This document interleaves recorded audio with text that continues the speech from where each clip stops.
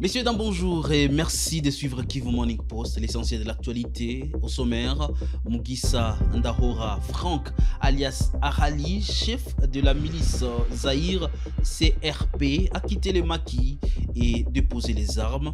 Dans un message lancé à Bunia, il appelle ses camarades à faire de même et à rejoindre la paix pour construire un avenir meilleur. Les CICR alertent sur la dégradation de soins dans les Kivu attribués au conflit et à l'insécurité. Il appelle à une intervention rapide pour sauver le millier de personnes en danger. Alors que l'armée congolaise demande un massacre de 318 personnes à Moba, les députés du Tanganyika ont déclaré que ce nombre controversé représente un cumul d'atrocités subies par la population de Moba depuis 4 ans maintenant. Ils ont souligné une situation dramatique nécessitant une réponse urgente pour restaurer une paix durable dans les Tanganyika. C'est tout pour les sommaires.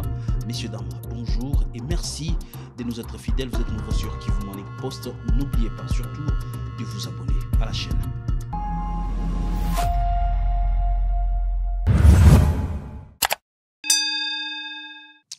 On commence d'abord par cette information à Ituri. Mugisa Ndahora Frank, alias Arali, chef de la milice Zahir et CRP, a quitté le maquis et déposé les armes. Dans un message lancé le 16 juin à Bunia, il appelle ses camarades à faire de même et à rejoindre la paix pour construire un avenir meilleur. Suivez. yangu kule Suva walikuwa wananiita charge na logistique. Hapa niko ku secteur opérationnel Kutsere. Après kutoka ku gouvernora, mina pita ku secteur opérationnel Kutsere. Mina kutana na komanda secteur, ananipokea vile vizuri sana. Ila tatizo tunaongea, atuka message yenye ntalase na bandugu ba jeune benye boko kupori mutoke mkuje tujenge amani pamoja na jeshi yetu ya government. Kupori mko nateseka bure, hakuna kitu ya kuwasaidia kupori. Mkuje, mimi deja arali nishatoka, niko hapa ku secteur, hawanifunge.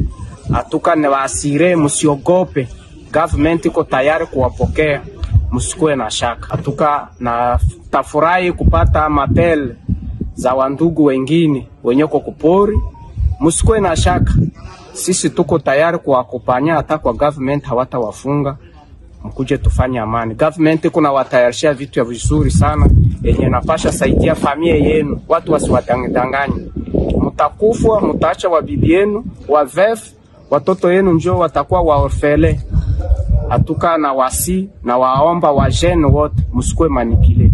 Murudi, mutoke kupori, mkuje tujenge amani na government yetu ya Congo. Merci na washukuru. À Bunia, toujours, l'entreprise Good News Africa a lancé une opération de levée topographique à Bunia, chef-lieu de l'Ituri, en préparation de l'asphaltage de 20 km de route réalisée depuis le 4 ou 7 juin. Cette étape vise à collecter des données techniques avant les travaux de modernisation. Reportage.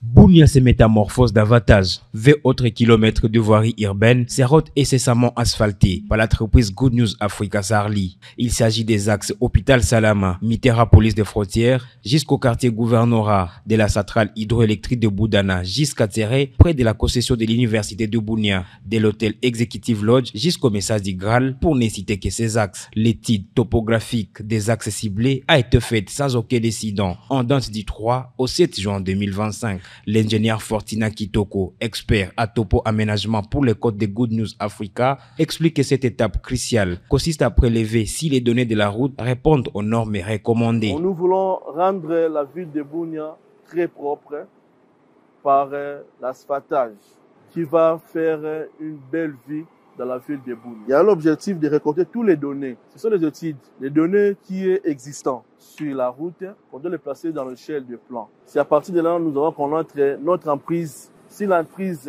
est petite, là d'office, on va chercher notre route. Comme déjà on voit que la prise, c'est totalement 7 mètres. Donc de la largeur de la route qu'on doit placer. Si on trouve c'est moins de 7 mètres, là on doit déclasser la route pour chercher notre axe. Christophe Tibamwenda Mandro, chef de l'avenue Ala de l'hôtel Executive Lodge jusqu'au message du Graal, s'est dit satisfait du projet désenclavement de sa juridiction. Notre quartier pour bénéficier de cet asphaltage, pour nous vraiment c'est une très grande satisfaction parce que c'était un milieu au départ, c'était enclavé.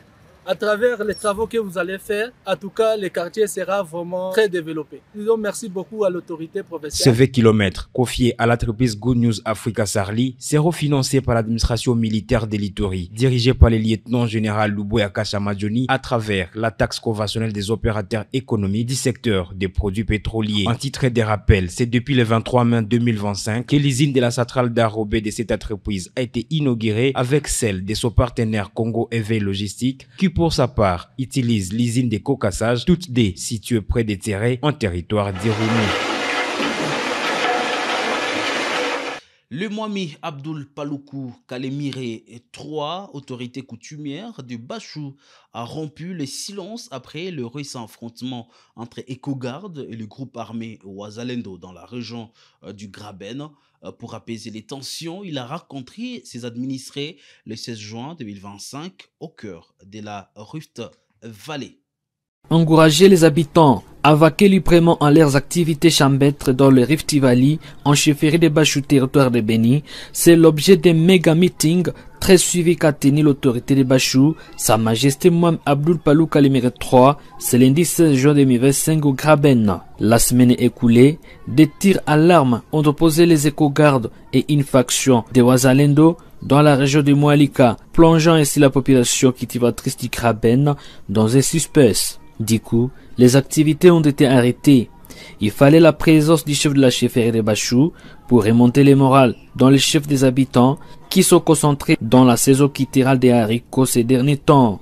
L'honorable Mwami Abdul Palou Kalemire III a rassuré l'opinion qu'il va rencontrer les responsables du parc national de Virunga pour qu'ils créent un espace de dialogue avec la population afin d'aboutir à une démarcation participative. Jusqu'aujourd'hui, les vraies limites du PNV ne sont toujours pas connues côté de la chefferie de Bachou. La zone en question, à conflit entre la population riveraine du parc, c'est une zone non démarquée. On n'a jamais fait la délimitation et on n'a jamais fait la visibilité des limites. Raison pour laquelle nous avions proposé d'aller rencontrer les autorités du parc pour qu'on en discute, afin qu'on puisse mettre fin à cette situation qui dérange la population locale. En attendant la délimitation, le chef de Bachou, Abdul Palou Kalemire III, appelle la population de Bachou de pratiquer aussi l'agriculture des plantes industrielles comme le cacao. Il condamne l'arrestation des conducteurs du tracteur agricole qui a été récemment arrêté par les éco-gardes alors qu'il cultivait un chat qui n'est pas localisé dans le parc national du Virunga. La présence du numéro 1 de Bachou a apporté un ouf de soulagement à la population. Des retours du Graben, Fisto Matande de Cassia pour votre radio. C'était donc un reportage de Fiston Matsande.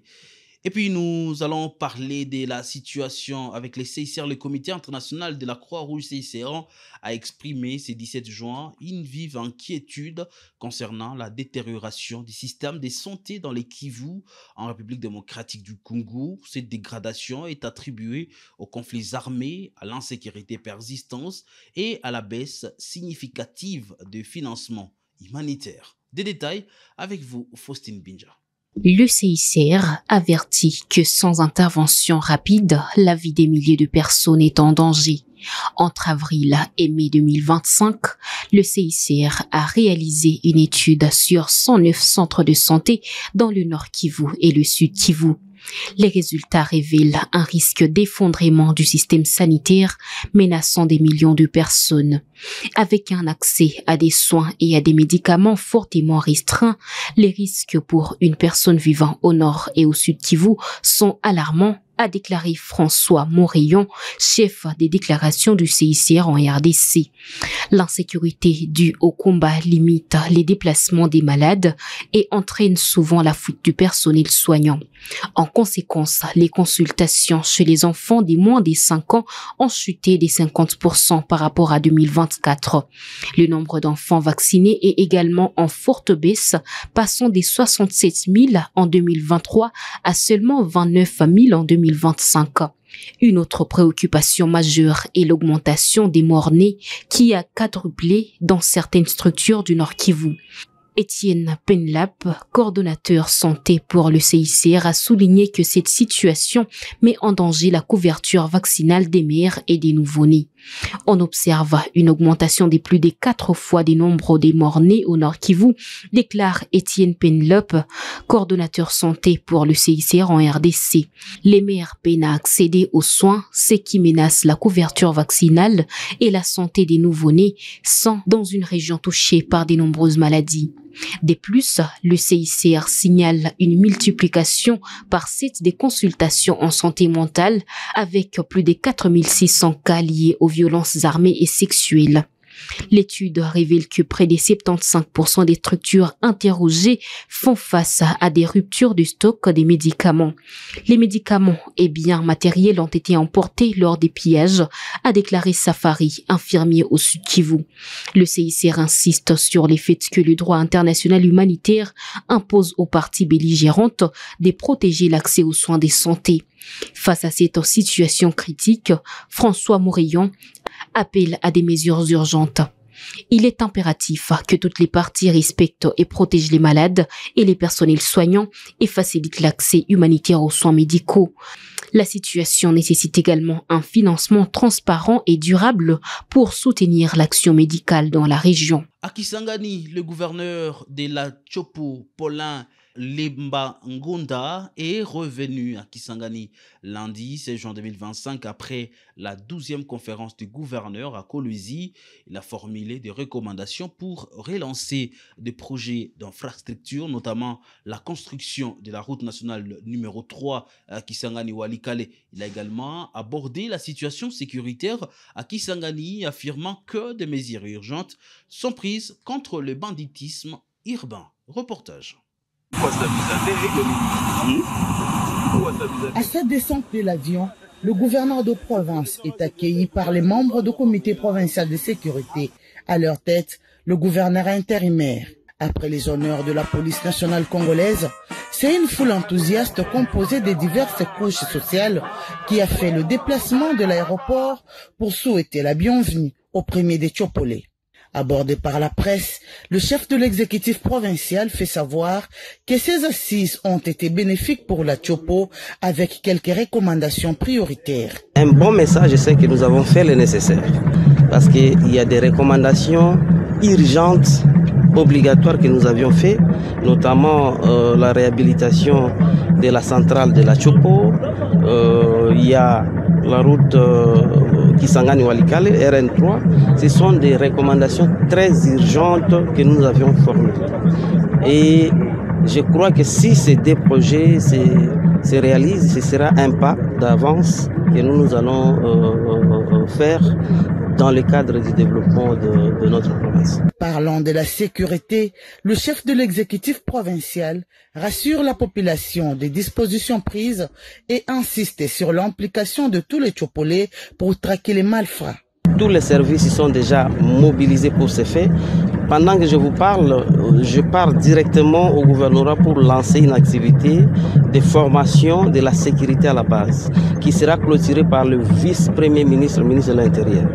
Et donc nous voulons former tous les acteurs qui participent dans la gestion de la chose publique, notamment des entités, qu'ils maîtrisent c'est quoi la sécurité.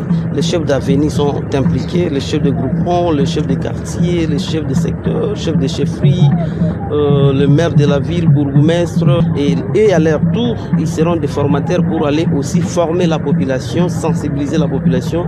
Et donc la sécurité, c'est l'affaire de tous. Nous allons tous nous impliquer. Pour rappel, Le gouverneur de province, Paulin Ndongoli Alebabonga, revient de Kolwezi dans la province de Lualaba où il a participé activement à la 12e session de conférence des gouverneurs, une activité présidée par le chef de l'État, Félix Antoine Tshisekedi Tshilombo, sous le thème. Parlons de la situation des Moba. Pendant que l'armée congolaise dément un massacre de 318 personnes à Moba, la première ministre Judith Suminwa a reçu lundi une délégation des députés du Tanganyika. Les députés ont déclaré que ce nombre controversé représente un cumul d'atrocités subies par la population des Moba. Depuis maintenant 4 ans, ils ont souligné une situation dramatique nécessitant de réponses urgentes pour instaurer une paix durable dans les Tanganyika. Nous sommes venus faire le point sur la situation générale dans la province du Tanganyika. Nous avons commencé nos vacances parlementaires aujourd'hui. Avant de descendre sur terrain, nous avons passé en revue les différents problèmes que nous avons posés lorsque nous sommes rentrés des vacances en décembre. Et nous avons insisté sur la question de la sécurité et nous avons aussi eu l'occasion de préciser le drame qui s'est déroulé à Moba. En fait, il s'agit d'un chiffre cumulé des atrocités connues par la population depuis bientôt 4 ans. Et donc, l'essentiel, c'est l'urgence qu'il y a de trouver des solutions pour la paix définitive dans notre province. La deuxième question concerne les infrastructures qui ont été détruites par les différentes pluies diluviennes. La réhabilitation du port de Kalemi, du boulevard Lumumba, le port de Moba, de Muliro, la ville de Kabalo, et la ville de Kongolo, et bien beaucoup d'autres problèmes. Et sur le plan social, il a été question du problème de l'ancienne société Filtizaf, où les intérêts des anciens travailleurs sont en jeu, les intérêts de l'État aussi, et il y a un cafouillage total. Nous avons donné le point de vue de notre caucus, et nous avons vu la Première ministre très déterminée à trouver une solution le plus rapidement possible à l'issue de la commission mise en place par son Excellence, le Président de la République. Alors que le MLC a qualifié Olivier Kamitatou des fruits de la honte, soutenu par la famille Bemba pour ses études, le parti de Moïse Katumbi, Ensemble Grand Ouest, dénonce les attaques de Jean-Pierre Bemba et de son lieutenant Dominique Kabengele contre Olivier Kamitatou. Il a affirmé que la politique de l'insulte ne remplace pas la force des idées et appelle au respect du débat démocratique. Les communiqués de Ensemble Grand Ouest. Le MLC Kinshasa, en panne d'idées et d'honneur, vient à nouveau de choisir le mensonge pour salir ses adversaires. Faute d'assumer ses propos, Jean-Pierre Bemba dépêche un obscur lieutenant pour débuter des calomnies. Face à ces nouveaux tissus de contre-vérité et d'absurdité, Ensemble pour la République Coordination Grand Ouest refuse de rester silencieux et décide de faire barrage aux médisances propagées par un parti aux abois. 1. Une accusation grotesque et irresponsable. Des divagations de Jean-Pierre Bemba qui ose accuser la Senko, Joseph Kabila et Moïse Katumbi d'un prétendu complot contre Félix Tshisekedi ne sont pas seulement risibles. Elles sont une offense à la raison des Congolais. Sans l'excuse d'une preuve, Bemba suit des figures d'intégrité pour masquer ses propres abîmes de noirceur. Qui peut gober les déclarations d'un homme dont le mensonge est devenu la seconde nature? Obsédé par le démon de l'argent, cet homme qui a fait de la guerre de l'Est un business lucratif ne veut pas la paix. Ces accusations sans aucune preuve jettent de l'huile sur le feu. Elles installent un climat de suspicion malsain à un moment où la nation a besoin d'unité, de vérité et de sérénité. 2. Respect et solidarité envers la Senko. Ensemble Grand Ouest réaffirme son soutien indéfectible à la Senko, pilier de notre démocratie et repère éthique dans le moment de dérive. La conférence épiscopale nationale Senko méritent notre respect le plus profond et notre solidarité sans faille. Elle ne saurait être l'objet d'intimidation ou d'attaques injustifiées, encore moins de la part d'un ancien chef de guerre. Ensemble, les Grands Ouest condamnent fermement toute tentative de ternir la réputation de cette institution sacrée et de ses dignes représentants. Il est inacceptable que des politiciens cherchent à masquer leurs propres insuffisances derrière des accusations sans fondement dirigées contre nos pasteurs. Les princes de l'Église consacrent leur vie au service du peuple. Ils méritent notre gratitude et notre protection contre toute forme d'agression ou de diffamation. Leur mission spirituelle et sociale transcende les querelles politiques. Leur voix prophétique, qui s'élève pour la justice et la paix, doit être respectée et écoutée avec déférence. Ensemble, les Grands Ouest appellent tous les fidèles et tous les citoyens épris de justice à manifester leur solidarité envers les serviteurs de Dieu, à défendre l'honneur de l'Église et à soutenir les dialogues qu'ils préconisent pour sceller les nouveaux pactes sociaux dont le pays a besoin pour retrouver la paix et la prospérité. 3. Une attaque indigne contre Olivier Kamitatou. À court d'arguments, les MLC s'en prend à Olivier Kamitatou, osant insinuer que Jeannot Bemba aurait financé ses études. Quelle fable grotesque! Olivier Kamitatou est le fils de Cléophas Kamitatou, père de l'indépendance, compagnon de Lumumba, premier gouverneur de Kinshasa, et de Marie-Josée Mafuta Mingi, pionnière politique, enseignante émérite et figure respectée. Messieurs, dames, c'est tout pour l'essentiel de l'actualité pour ce mardi 17 juin 2025. Merci à vous de l'avoir suivi.